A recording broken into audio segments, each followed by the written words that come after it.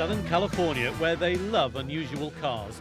And in this, the richest state of the United States of America, they love a genuine hero.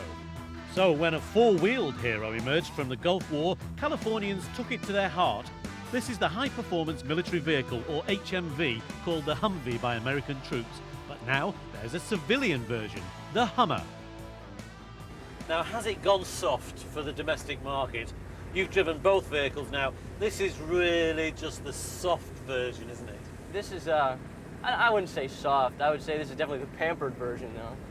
Because if you put me back in the military today and having driven one of these and then going back to driving the other, as far as where I could take it, I could take them both the same places. But I'd rather be in this one because, I mean, I got your bucket seats and the CD player and the air conditioning. All the features of an American family saloon, in fact. But there's more to the Hummer than that. Well, let's start from the top, shall we? All right, let's go on inside and take a look here. This vehicle is the King of Desert Storm.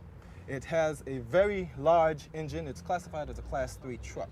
What does that mean for you? Well, it simply means if you ever wanted to tow anything, including 2 more trucks, you can tow them.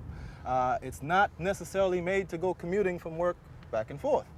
It's a vehicle that's really identifiable only to you as an individual. It's off-road. It's very easy to drive. It doesn't look like it's easy to drive, but it's extremely easy to drive. And the one thing about it a lot of people like is most people gawk when they see this.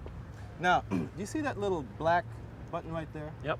All right, that's called a tire selector. It's a part of our system called a CTIS, which is a Central Tire Inflation System.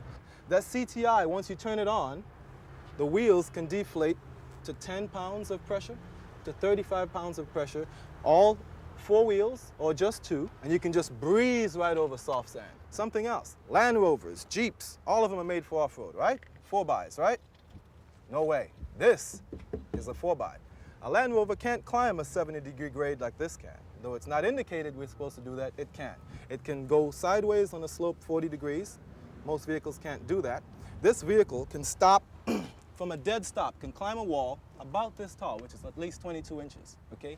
Dead stop, flat wall, straight up, right over it, like a piece of pancake, okay? That's one of the things that I like about this vehicle, and that's one of the things you're gonna love about it. The clearance onto this vehicle is unlike anything you've ever seen on a passenger vehicle. Why is this thing even available for passengers?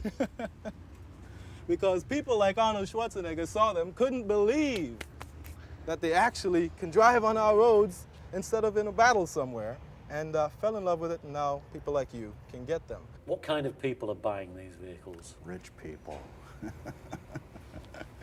I'd say we've got 3 or 4 of them have been ranchers. They own citrus farms in the area, and they want to, you know, they grow the oranges and avocados on hillsides now because all the valley land was taken up with homes. So they, you know, they want to be able to get up that mountain in the winter in the mud. I think that's probably been our #1 customer so far.